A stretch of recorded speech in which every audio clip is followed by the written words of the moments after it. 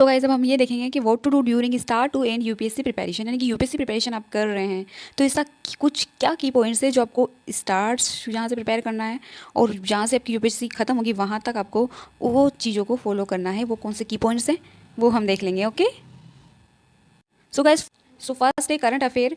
जो आपको 1.5 साल का करंट अफेयर है उसको कवर करना होगा। आप चाहें तो उसके लिए करंट मैगजीन्स या न्यूज़पेपर फॉलो कर सकते हैं जो आपको पसंद हो। और इसके अलावा सेकंड आपको है basic maths practice daily if weak in maths. अगर आप मैथ्स में वीक हैं तो आपको डेली बेसिस पे मैथ्स की मैथमेटिक्स से रिलेटेड जो सवाल होते हैं उनकी प्रैक्टिस करनी चाहिए ताकि आपको सीसेट का पेपर जो है वो टफ ना लगे और आप उसे क्रैक कर पाएँ। ओके, एंड थर्ड है वो toppers interview and interviews in English for learn good English, यानी कि आपको टॉपर्स की इंटरव्यूज़ देखने चाहिए ताकि आप उनकी स्ट्रेटजी जान सके, उनका किया हुआ अच्छा वर्क और उनका इसके अलावा उनकी स्ट्रेटजीज़, और इसके अलावा अगर उन्होंने कुछ मिस्टेक्स किए तो वो आप जान सकें। और इसके अलावा आपको एक मोटिवेशन भी बना रहेगा एग्ज़ाम के लिए। इसके अलावा आपको कुछ ऐसे इंटरव्यूज़ देखने चाहिए, लाइक आपको जो भी स्टार पसंद हो या कोई भी आपको मोटिवेशन, कोई भी ऐसा इंटरव्यू जो इंग्लिश में हो ताकि आपकी जो इंग्लिश है वो बोलने और लिखने में अच्छी हो सके। अगर आपका सब्जेक्ट जो है, आपका मीडियम जो है वो इंग्लिश है पेपर का, तो आपको ये ज़रूर करना चाहिए। एंड फोर्थ है राइटिंग प्रैक्टिस। लिखने की प्रैक्टिस आपको स्टार्ट टू एंड करते रहना चाहिए ताकि आपकी जब मेंस की प्रिपरेशन आप करें तो आप स्पीडली जो है राइट कर पाएँ। इसके अलावा फिफ्थ है रिवीजन ऑन टाइम, यानी आप जो भी पढ़ाई कर रहे हैं उसका रिवीजन आपको टाइम पे करना होगा, क्योंकि अगर आपने रिवीजन टाइम पे नहीं किया तो फिर आप जो भी पढ़ रहे हैं ना वो सब आप भूल जाएंगे, कुछ भी आपको याद नहीं रहेगा। इसलिए सब कुछ टाइम पे रिवाइज करें।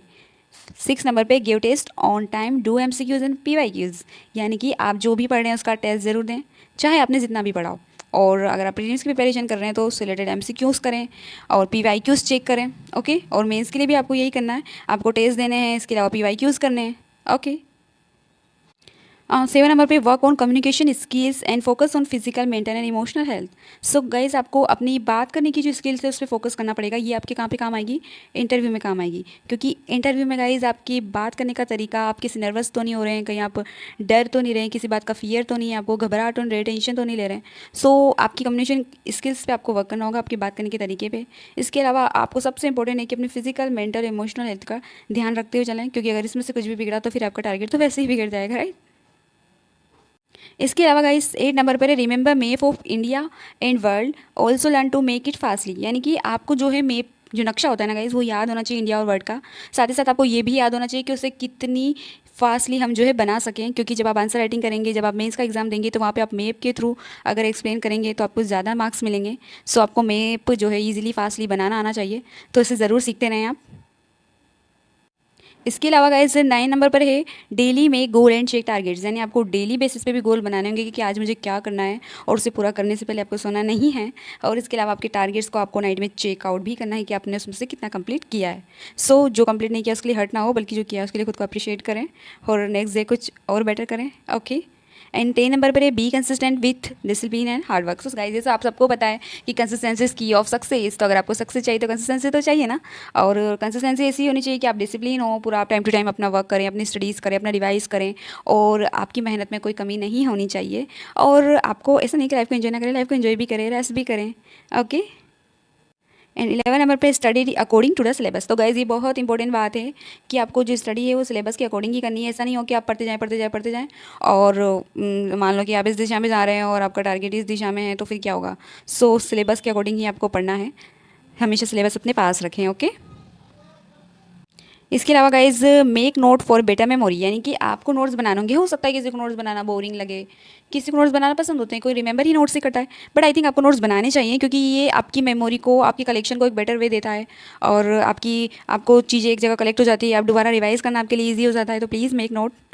ओके, एंड गाइज 13 नंबर पर है keep in touch about UPSC website for new changes. आपको तो पता है गाइज कि यूपीएससी जो है बहुत बड़ा लेवल है और हम नहीं चाहते कि इसमें हमारी तरफ से कोई मिस्टेक्स हो, तो उसकी वेबसाइट से भी कनेक्टेड रहे, न्यूज़पेपर से कनेक्टेड रहे कि इसमें किसी का कोई न्यू चेंजेस तो नहीं आ रहा जो कि हमारे फॉर्म वगैरह में दिक्कत ला दे। तो प्लीज़ इसकी टच में रहे, इसकी इन्फॉर्मेशन में रहे कि किस तरह का कोई न्यू चेंज हो, तो प्लीज़ इसका ध्यान रखें।